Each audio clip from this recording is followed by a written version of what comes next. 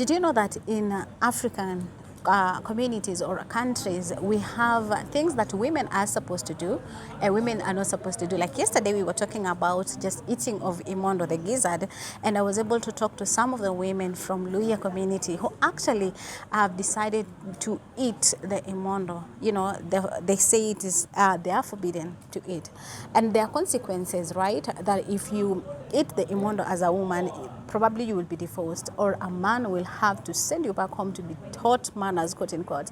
But also, you will have to come back with a cook for the elders. But today, I have a friend of mine from Baringo County. I don't know if in Baringo we also have women in Kalenjin who are not supposed to eat some of the things. But let's hear from him. Please introduce yourself. My name is Barry Limo from Baringo County. Yeah. So yesterday we were talking about the Luya community, and I was able to talk to some of the women from the Luya community who actually they have decided to eat imondo, which they are not supposed to eat. In Kalenjin community, for example, do you have some of the things that women are not supposed to eat or associate with, but specifically men are supposed to eat? In Kalenjin, there aren't so many foods that are forbidden from to women from eating. But the two that stand out mostly is from an animal's meat, or when you slaughter an animal, a woman is not supposed to eat the tongue and the heart of the animal.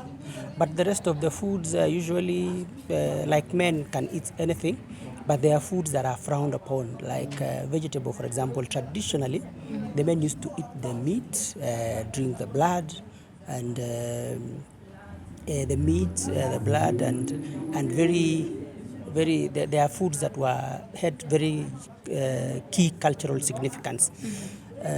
But the men can eat anything, and women can eat almost pretty much anything except when you slaughter an animal, the heart and the tongue is a preserve for men.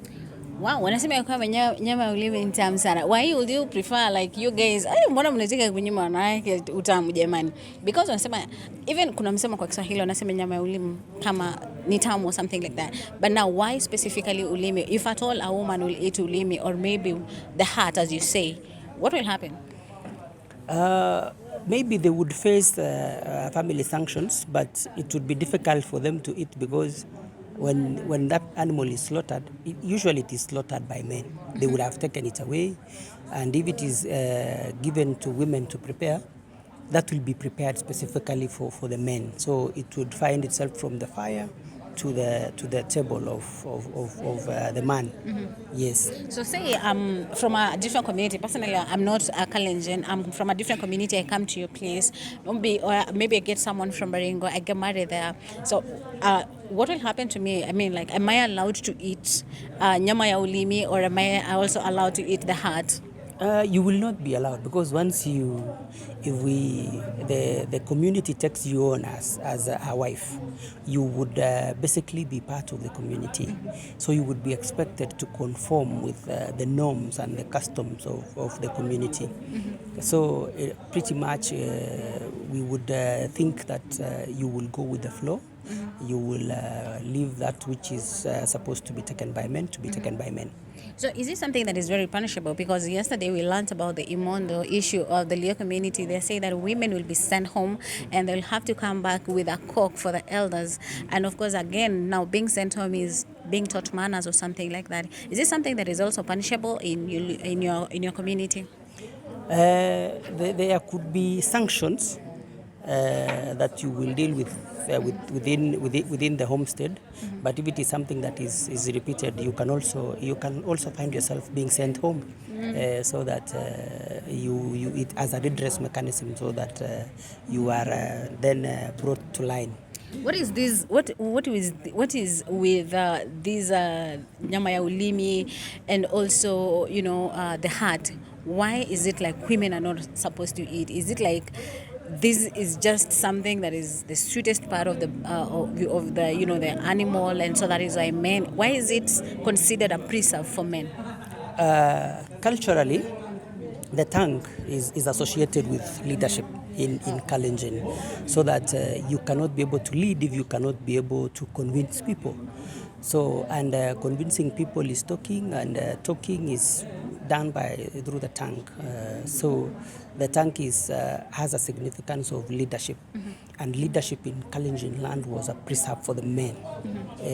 Leaders were just men. That is how it was culturally, and so eating the tongue is like eating leadership. So, like it is believed that if you eat the tongue, it will strengthen your capacity to lead. So, and that leadership is preserved for the men. So the tongue is for the men. The other thing that you are not supposed to eat is the heart. The heart represents soul, the soul, life. So in Kalenjin, we believe that the man is the custodian of life, and the heart represents life. It's the soul. So and they are the givers of life. So you eat that as the men eat that as the givers of life. It is them that life is passed on, and they are the leaders of the family and the custodians of life. So they eat the heart. Yes. Wow. Okay, you say that the heart represent the soul and ulimi they represent leadership, the tongue. But again, we believe that many of the people, many of the Africans, traditionally, there are things that they used, to hold sodia. But right now, people are saying mila zimepitwa na wakati. So are you in the community? Do we still have a good number of people, following those whatever you're talking about right now that you consider a taboo? There are regions, you see, in just like all parts of Kenya, we still have parts of Kalenjin land that has not been penetrated so much by modernism. They still practice that pretty much.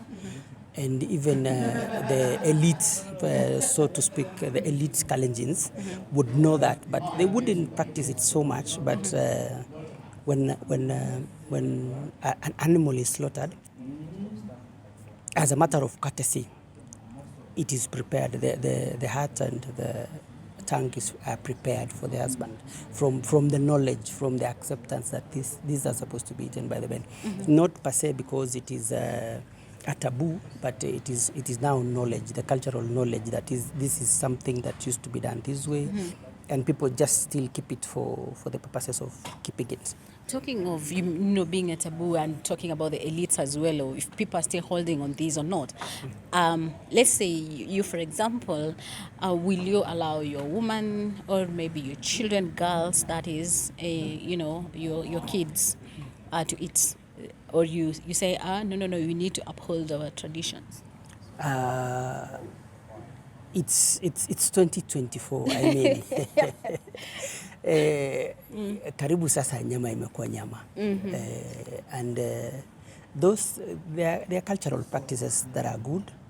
And we will keep it in memory that this is supposed to be done this way, and we will try to uphold it, but not in a manner that inanyima mtu nyama tamu. So if I get my portion, they can eat the rest. Wow. For the significance, but nyama ni nyama. Nyama ni nyama. Thank you so much, Barnabas, for your time. I really appreciate. Actually, that has been Barnabas from Baringo County, Kalenjin. He says women are not supposed to eat the tongue and also the heart of an animal, whichever that is slaughtered, they are not supposed to eat. But of course, as we learned yesterday, imondo, some of the women in the Luya community are eating imondo, okay? And now here in Baringo County, the Kalenjins are also now eating, the women are also now eating the tongue, and they're also eating the heart. So later on, guys, I don't know which community do you want me to address right now. Maybe some of the things that in your community that women are not allowed to eat or they're not allowed to associate with. Please make sure you communicate with us through the comments, and of course we will be reaching out to your community to tell us what you eat, what you don't eat, and what is forbidden in your community. Till next time, bye bye.